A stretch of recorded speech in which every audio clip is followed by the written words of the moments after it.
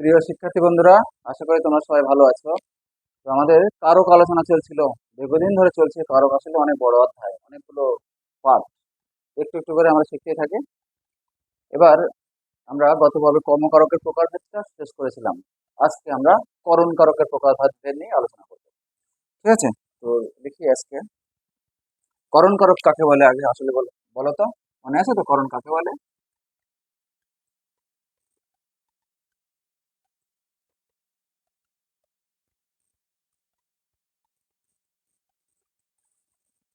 যার মাধ্যমে ক্রিয়া সম্পাদন করা হয়, অর্থাৎ ক্রিয়াকে দ্বারা, দিয়া, কর্তৃক ইত্যাদি দিয়ে প্রশ্ন করলে যে উত্তর পাওয়া যায় সেটাই করণ কারক। এবার করণ কারকের ভাগগুলো আমরা দেখব। প্রথমে যে ভাগটা আছে সেটাকে আমরা বলছি যন্ত্রার্থকরণ।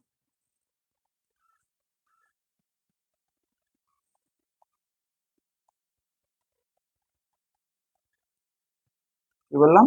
যন্ত্রার্থকরণ। এবার যন্ত্রার্থকরণ মানে কি?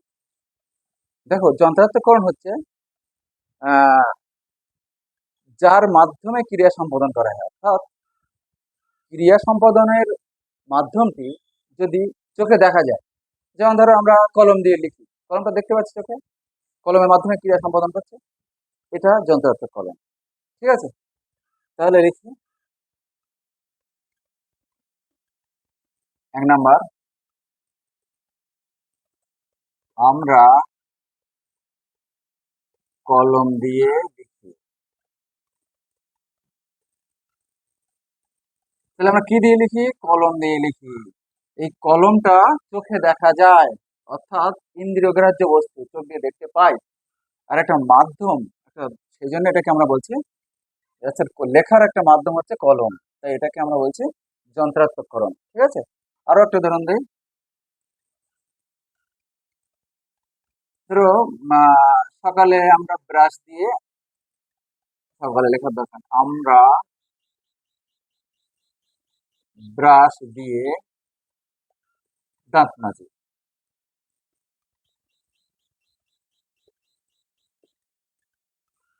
কি দিয়ে দাঁত মাজি? ব্রাশ দিয়ে। অর্থাৎ দাঁত মাজার মাধ্যমটা, যেটা, যে জিনিসটার দ্বারা দাঁত মাজি সেটা হচ্ছে ব্রাশ। সে ব্রাশটা চোখে দেখা যায় বলেই এটাকে আমরা বলছি যন্ত্রার্থকরণ। এটা একটা যন্ত্র। ঠিক আছে? এবার দেখি যন্ত্রার্থকরণের পরবর্তী পর্যায়ে কি আছে। 2 নাম্বার আছে উপায়ার্থকরণ।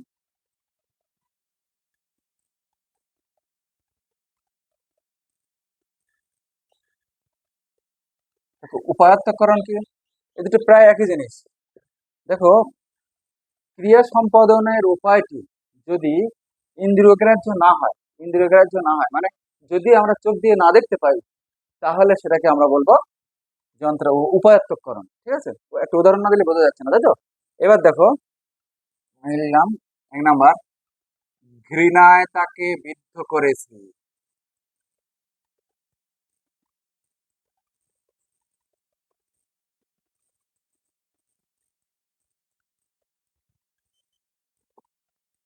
তাহলে তাকে বিদ্ধ করেছি কিসের মাধ্যমে? ঘৃণার মাধ্যমে।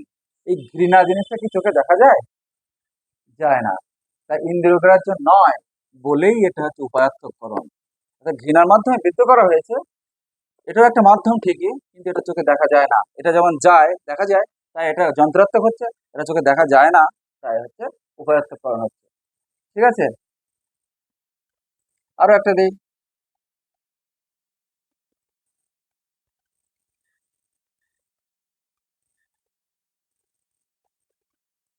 কথায় কাজ হবে না।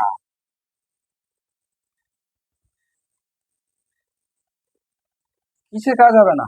কথার মধ্যে দিয়ে কাজ হবে না। এই কথাটা কি চোখে দেখা যায়? যায় না। তাই এটা হচ্ছে উপায়ত্তকরণ। কথার মাধ্যমে কাজ হবে না, অন্য কোনো উপায় দেখতে হবে, তাই এটা হচ্ছে যন্ত্রার্থকরণ, সরি উপায়ত্তকরণ। বুঝা গেছে? তা এবার আমরা আসছি 3 নাম্বারে।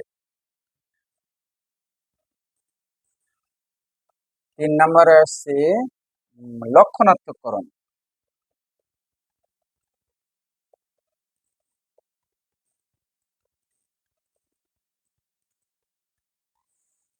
দেখো, লক্ষণাত্মককরণ কি? লক্ষণ অর্থাৎ যে বিশেষ লক্ষণ দিয়ে, যে বিশেষ লক্ষণ বা চিহ্ন দিয়ে একজনকে আইডেন্টিফাই করা যাবে, বোঝা যাবে, চেনা যাবে আর কি, সেই বিশেষ লক্ষণটাকে বলা হয় লক্ষণাত্মককরণ। কি দেখে চিনলে আইডেন্টিফাই করা যায়? যেমন ধরো আমরা পৈতায় বামন চিনি, ঠিক আছে? উদাহরণ লিখে একটা,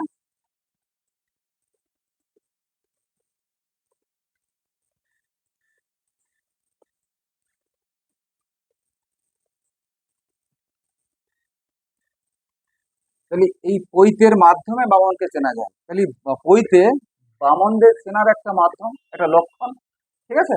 তাহলে এর মাধ্যমে কাউকে চেনা যায় বলেই এটা একটা করণ কারক, মাধ্যম বলেই এটা করণ কারক, এবং যে বিশেষ লক্ষণ দেখেই চেনা যাচ্ছে বলেই এটাকে আমরা বলছি লক্ষণাত্মককরণ, ঠিক আছে? আরো একটা উদাহরণ দেখি, নাম্বার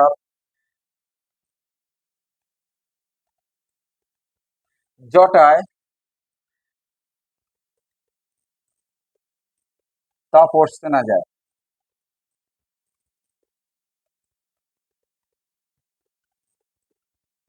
কিসের দ্বারা তাপসকে চেনা যায়? একজন তাপস, মাথায় জট আছে, জটা দেখে বোঝা যায় উনি তপস্যা করেন, তাপস, সেই জন্য।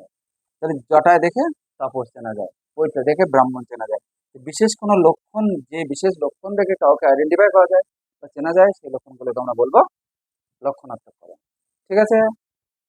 আচ্ছা, এবার এবার হেতুময়করণ 4 নম্বরে আসে।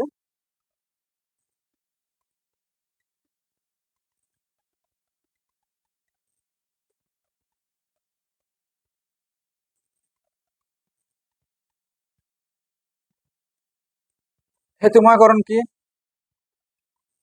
হেতু, হেতু মানে কারণ। আসলে যখন কার্যের কারণ উল্লেখ থাকবে তখন সেটাকে আমরা বলবো হেতুময়করণ। কার্যের কারণ উল্লেখ থাকবে। যেমন ধরো মেয়েটি আনন্দে নাচ করছে। মেয়েটা কি করছে? নাচ করছে। কিসের জন্য নাচ করছে? আনন্দে নাচ করছে। তাহলে আনন্দ হেতু নাচ করছে, নাচ করার কারণটা ওর মধ্যে উল্লেখিত আছে, তাই ওটা হচ্ছে হেতুময়করণ।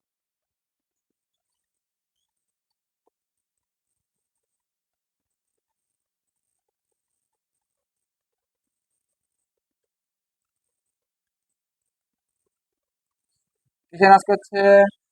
আনন্দে নাচ করছে। তাহলে নাচ করার কারণটা এখানে যেহেতু উল্লেখ আছে, সেজন্য এটা হচ্ছে হেতুময়করণ। কি হেতু নাচ করছে? আনন্দ হেতু নাচ করছে, সেজন্য হচ্ছে এটা হচ্ছে হেতুময়করণ।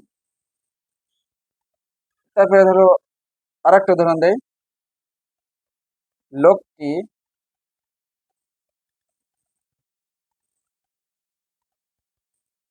দুঃখে কাঁদছে।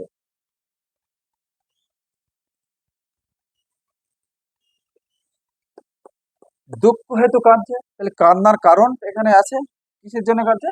দুঃখ হেতু কাঁদছে। তাই হেতু এখানে আছে, হেতু বা কারণ আছে বলেই এটা হচ্ছে হেতুময়করণ, ঠিক আছে? করণ কারক প্রকারভেদ এখনো বেশ কিছু বাকি আছে, একই দিনে সবটাই শেষ করা যাবে না, তোমরা বুঝতে পারবে না, কতক্ষণ তোমাদের ধৈর্যও থাকে না দেখার মতো। তাই আজকে অল্প এই পর্যন্ত শেষ করছি, ঠিক আছে? যদি চ্যানেলটি ভালো লাগে তাহলে সাবস্ক্রাইব করে রাখো। তোমরা একের পর এক অনেক কিছু শিখতে হবে, ব্যাকরণ খুব সহজভাবে, সুন্দরভাবে আমি বোঝাতে চেষ্টা করবো। কোনো সমস্যা হলে কমেন্ট বক্সে কমেন্ট করে জানাবে, ঠিক আছে? আর তোমরা সবাই ভালো থেকো। আজ এই পর্যন্ত।